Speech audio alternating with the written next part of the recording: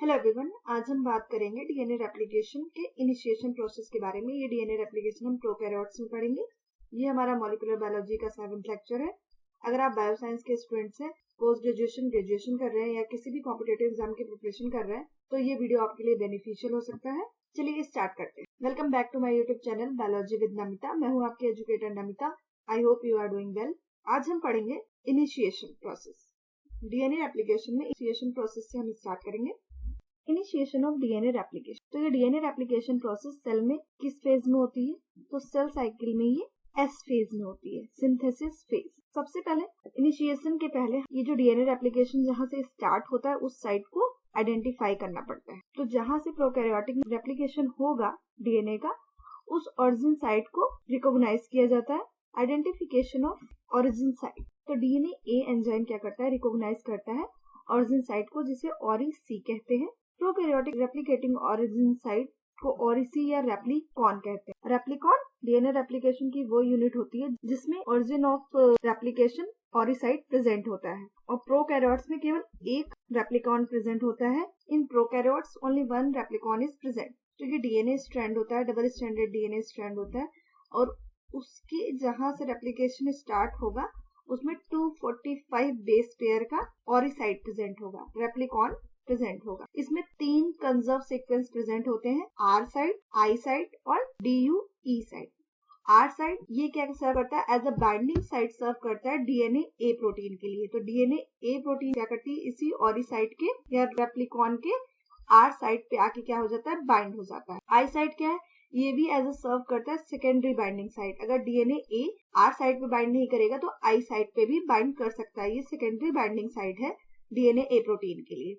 DNA अनबाइंडिंग element DUE ये क्या होता है? ये AT रिच रीजन होता है जहां से डीएनए स्ट्रैंड क्या होते हैं? सेपरेट होते हैं। तो मतलब क्या है? डीएनए ए प्रोटीन क्या करेगा? आर साइट पे बाइंड हो जाएगा और DUE जो कि AT रिच सीक्वेंस है, AT रिच रीजन है, वहां से डीएनए स्ट्रैंड क्या हो जाएगा? In the response of DNA A protein separate होने लगेगा। तो प्रोकैरियोट्स में क्या होता है?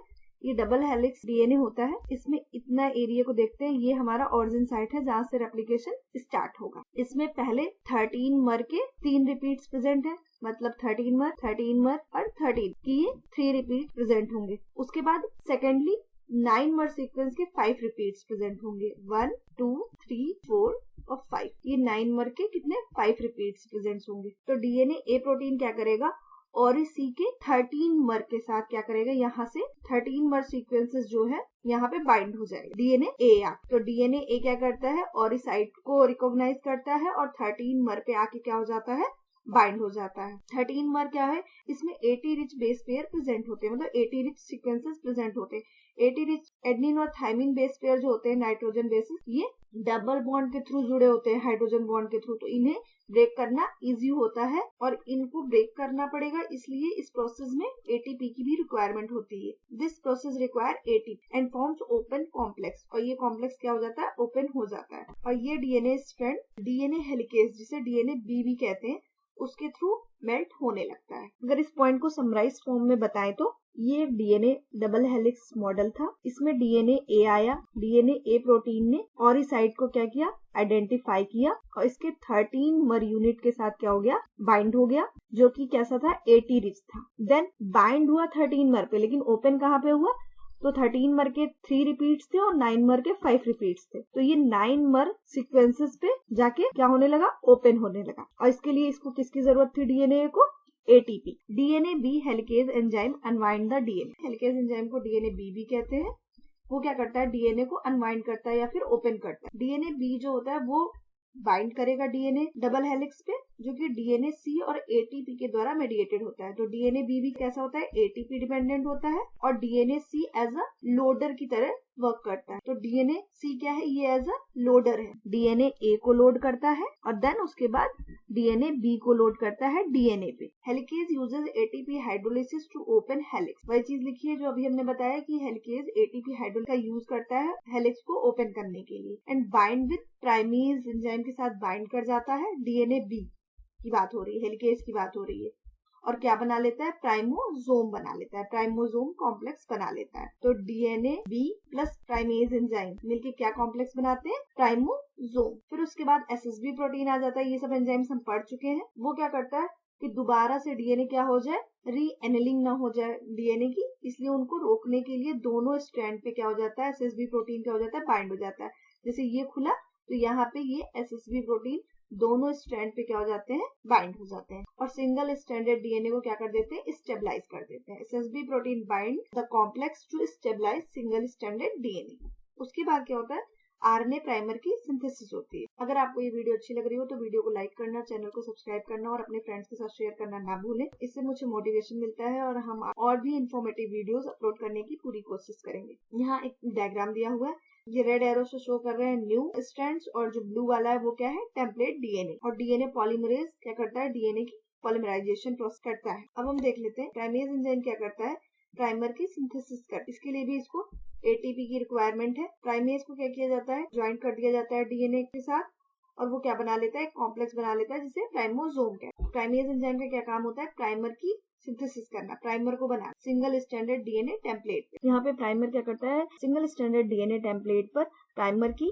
प्राइमेज क्या करता है, सिंथेसिस करता है। उसके लिए NTP as a substrate use करता है 5 प्राइम टू 3 प्राइम डायरेक्शन में और जिसके लिए इसको एटीपी का यूज करना पड़ता है। प्राइमर होता क्या है, प्राइमर ये शॉर्ट आरएनए फ्रैगमेंट होते हैं जो कि क्या प्रोवाइड कराते हैं, 3 प्राइम ओएच ग्रुप प्रोवाइड कराते हैं डीएनए इलॉन्गेशन के लिए। क्योंकि हमें पता है कि डीएनए पॉलीमरेज क्या करता है, केवल एग्जिस्टिंग प्राइमर स्ट्रैंड को क्या करता है, इलॉन्गेट करता है केवल। क्योंकि डीएनए पॉलीमरेज एंजाइम कोई भी नए न्यूक्लियोटाइड्स को ऐड नहीं कर पाता है। जब ये कोई भी नया न्यूक्लियोटाइड ऐड नहीं कर पाता, इसलिए हमें प्राइमर की जरूरत होती है और प्राइमर को बनाने के लिए हमें प्राइमेज एंजाइम चाहिए होता है। और ये प्राइमेज एंजाइम कैसा होता है, डीएनए डिपेंडेंट आरएनए पॉलीमरेज होता है। तो वो आरएनए पॉलीमरेज आरएनए बनाता है और इस आरएनए को हम प्रूफ रीडिंग के दौरान क्या कर देते हैं, रिमूव करते जाते हैं। तो जैसे ही प्राइमर बन जाता है ये क्या हो जाते हैं, डिसोसिएट हो जाते हैं। तो प्राइमर क्या होता है, प्राइमर शॉर्ट आरएनए मॉलिक्यूल्स होते हैं जो कि क्या प्रोवाइड कराते हैं, 3 प्राइम ओएच ग्रुप। इसी 3 प्राइम ओएच ग्रुप के साथ डीएनए पॉलीमरेज ऐड हो जाता है और एज अ टेम्पलेट यूज करके आगे डीएनटीपीज ऐड करता जाता है। तो जो भी डीएनए पॉलीमराइजेशन प्रोसेस होता है वो डीएनए पॉलीमरेज के थ्रू शुरू होता है और डीएनए पॉलीमरेज क्या करता है, डीएनटीपीज को ऐड नहीं कर पाता है, इसलिए हमें प्राइमर की जरूरत होती है। और प्राइमर कौन बनाता है, प्राइमेज एंजाइम बनाता है जो कि कैसा होता है, डीएनए डिपेंडेंट आरएनए पॉलीमरेज होता है। और प्राइमर बनाने के बाद ये डिसोसिएट हो जाते हैं। डीएनए रेप्लिकेशन प्रोसेस के लिए हमें क्या बनाने की जरूरत होता है, रेप्लिकेशन फॉर्क बनाने की जरूरत होती है। पिछले लेक्चर में हमने ये पढ़ा था कि डीएनए रेप्लिकेशन के फंडामेंटल रूल्स में कि डीएनए रेप्लिकेशन होता है वो कैसा होता है, बाय डायरेक्शनल होता है। तो ये रेप्लिकेशन बबल है। अगर इसी को आधा आधा कर दे तो इतने पोर्शन को अगर देखा जाए तो क्या कहते हैं, रेप्लिकेशन फॉर्क कहते हैं। तो अगर समराइज करें चीजों को तो प्रोकैरियोट्स में रेप्लिकेशन स्टार्ट कैसे होता है, डीएनए ए बाइंड करता है डबल स्टैंडर्ड डीएनए पे, डीएनए प्रोटीन, और उसके जो ऑरी साइट होती है उसकी आर साइट पे क्या करता है, बाइंड कर जाता है। ये डीएनए एक ऐसा होता है ऑक्टामरिक होता है और एटीपी डिपेंडेंट होता है जो कि क्या करता है, डीएनए स्ट्रैंड को डीयूई रीजन पे, डीएनए अनवाइंडिंग एलिमेंट रीजन पे क्या करता है, सेपरेट करता है। जब स्ट्रैंड एक बार सेपरेट होने लगता है तो इसमें क्या पाया जाता है, डीएनए बी प्रोटीन असेंबल कराया जाता है जो कि कैसा होता है, हेक्सामेरिक होता है। मतलब डीएनए बी या हेलिकेज एंजाइम कैसा होता है, हेक्सामेरिक होता है। ये हेलिकेज एंजाइम क्या करता है, हाइड्रोजन बॉन्ड को क्या करता है, ब्रेक करता है। और इस डीएनए बी को कौन लोड करता है, लोडर, डीएनए सी हेलिकेज लोडर है, ये हेल्प करता है लोड करने में स्ट्रैंड पे। इलॉन्गेशन के दौरान क्या होता है, यही डीएनए बी क्या होता है, अपोजिट डायरेक्शन में क्या करने लगता है, मूव करने लगता है और रेप्लिकेशन फोर्क बन जाता है और वहां पे एसएसबी प्रोटीन लोड हो जाता है और वो क्या करता है, फिर से रीएनिलिंग नहीं होने देता है डीएनए की। जब डीएनए पे डीएनए बी बाइंड हो जाता है उसके बाद यहाँ पे क्या आता है, डीएनए जी आता है, समराइज फॉर्म में देख रहे हैं, प्राइमेज आता है जो कि क्या बनाता है, प्राइमर बनाता है। डीएनए पॉलीमरेज थर्ड आता है जिसका स्ट्रक्चर हमने देख लिया है। इसमें 2 कोर यूनिट कैटालिटिक यूनिट होती हैं जो कि पॉलीमराइजेशन में हेल्प करती हैं। ये स्ट्रक्चर हमने देखा था ना, तो यहाँ पे ये डीएनए पॉलीमरेज थर्ड का होलो एंजाइम जो है इसकी 2 यूनिट प्रेजेंट है ना, कोर यूनिट, ये जो कि अल्फा, एप्सिलॉन और थीटा की बनी हुई है। यही तो मेन रोल प्ले करती है पॉलीमराइजेशन एक्टिविटी में। तो ये जब डीएनए पॉलीमरेज थर्ड को लोड करते हैं डीएनए रेप्लिकेशन प्रोसेस में डीएनए पे, तो ये दोनों एक साथ ही दोनों स्ट्रैंड पे मूव करती हैं, जिससे कि एक साथ लीडिंग और लैगिंग प्रोसेस, लीडिंग और लैगिंग स्ट्रैंड बनते हैं। ये डीएनए पॉलीमरेज थर्ड जो होता है ये बीटा क्लैम्प के थ्रू असेंबल होता है और फिर इसमें रिक्रिएट किया जाता है डीएनए गायरेज को। डीएनए गायरेज क्या होता है? टोपो आइसोमरेज जिसे कहते हैं। टोपो आइसोमरेज सेकंड और फर्स्ट ये दो प्रकार के होते हैं। सेकंड में एटीपी की रिक्वायरमेंट होती है जो कि सुपर क्वाइलिंग को क्या करते हैं? रिलीज करते हैं, टेंशन को रिलीज करते हैं, क्योंकि जैसे जैसे डीएनए ओपन होता जाएगा आगे की तरफ पीछे से वो क्वाइल होता जाएगा। तो इस क्वाइल को रिमूव करने के लिए डीएनए गायरेज टोपो आइसोमरेज आता है, वो फॉस्फोडाइएस्टर बॉन्ड पे कट लगाता है और टेंशन रिलीज करता है और फिर से इसकी री एनिलिंग कर देता है। तो यहाँ पे 3 मेन पॉइंट दिए हुए हैं कि केवल फुल्ली मेथाइलेटेड डीएनए जो होता है वो डीएनए रेप्लिकेशन प्रोसेस कर सकता है। प्री प्राइमरी कॉम्प्लेक्स कहा जाए किसे कहेंगे? तो डीएनए ए, डीएनए बी मतलब हेलिकेज और ओपन कॉम्प्लेक्स डीएनए का, इन तीनों को मिला के क्या कहेंगे? प्री प्राइमरी कॉम्प्लेक्स कहेंगे। रेप्लिजोम क्या होता है? रेप्लिजोम जो होता है ये मल्टी प्रोटीन स्ट्रक्चर होता है जो कि डीएनए के सिंथेसिस के टाइम पे प्रेजेंट होता है। रेप्लिजोम स्ट्रक्चर इसमें डीएनए बी मतलब हेलिकेज, डीएनए पॉलीमरेज थर्ड जो कि पॉलीमराइजेशन एक्टिविटी में हेल्प कर रहा है, एसएसबी प्रोटीन, टोपो आइसोमरेज जिसे कि डीएनए गायरेज भी कहते हैं, प्राइमेज और अदर एंजाइम्स जो होते हैं वो इन्वॉल्व रहते हैं। तो अगर हम यहाँ पे समराइज फॉर्म में देखें कि इनिशिएशन प्रोसेस में क्या होता है, तो एक डबल स्टैंडर्ड डीएनए होता है जो कि क्या होता है? फुल्ली मिथाइलेटेड होता है। तो इसका डीएनए रेप्लिकेशन होना होता है। तो डीएनए रेप्लिकेशन के पहले, इनिशिएशन के पहले एक प्री प्राइमिंग कॉम्प्लेक्स बनता है। तो इसके लिए डीएनए ए प्रोटीन आता है जो कि एटीपी डिपेंडेंट होता है। वो डीएनए रेप्लिकेशन में ऑरिजिन ऑफ रेप्लिकेशन जिसे रेप्लिकॉन भी कहते हैं, इसको क्या करता है? आइडेंटिफाई करता है। ये ऑरिसी या फिर इसे रेप्लिकॉन कहते हैं। रेप्लिकॉन वो यूनिट होती है जहाँ पे ऑरिजिन ऑफ रेप्लिकेशन पाया जाता है और जहाँ से डीएनए का रेप्लिकेशन स्टार्ट होता है। ये कैसा होता है?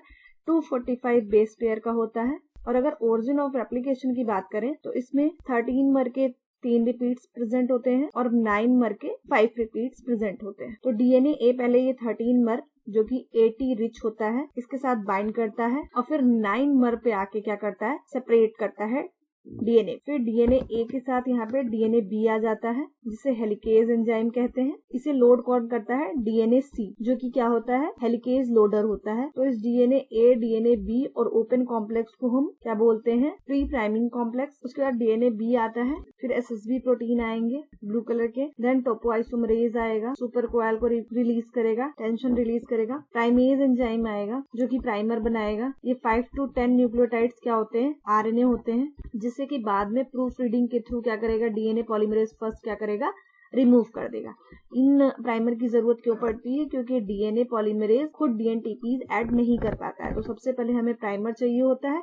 प्राइमर कैसा होता है? डीएनए डिपेंडेंट आरएनए पॉलीमरेज होता है, तो वो अपने लिए ही आरएनएज ही को तो ऐड करेगा, आरएनए को ऐड करता है, जिसके थ्रू आगे लग के डीएनए पॉलीमरेज क्या करता है? डीएनए की पॉलीमराइजेशन कर देता है और डीएनटीपीज को ऐड करता है। जब डीएनए पॉलीमरेज आ जाता है, डीएनए बी होता है, गायरेज, टोपो आइसोमरेज होता है, एसएसबी होता है, प्राइमेज होता है। तो इन सबको क्या कहते हैं? रेप्लिजोम कहते हैं। तो ये था initiation process of DNA replication in prokaryote. Next class में हम देखेंगे इलॉन्गेशन प्रोसेस और देखेंगे कैसे लीडिंग और लैगिंग स्ट्रैंड बन रहे हैं, कैसे ओकाजाकी फ्रैगमेंट बन रहे हैं, क्यों लीडिंग कंटिन्यूअस है और लैगिंग डिसकंटिन्यूअस है, उसके पीछे का रीजन क्या है, कैसे ओकाजाकी फ्रैगमेंट बनते हैं, लीडिंग और लैगिंग दोनों स्ट्रैंड में क्या एक ही बार प्राइमर की जरूरत होती है। ये सारी चीजें हम डिस्कस करेंगे नेक्स्ट क्लास में। अगर आपको किसी पर्टिकुलर टॉपिक पे वीडियो देखनी है तो कमेंट बॉक्स में जरूर मेंशन करें। आज के लिए बस इतना ही। अगर वीडियो अच्छी लगी हो, आपने इससे कुछ इन्फॉर्मेशन गेन की हो, तो वीडियो को लाइक करना, चैनल को सब्सक्राइब करना और अपने फ्रेंड्स के साथ शेयर करना ना भूलें। तब तक के लिए पढ़ते रहिए, आगे बढ़ते रहिए। Keep learning, keep growing. Thanks for watching.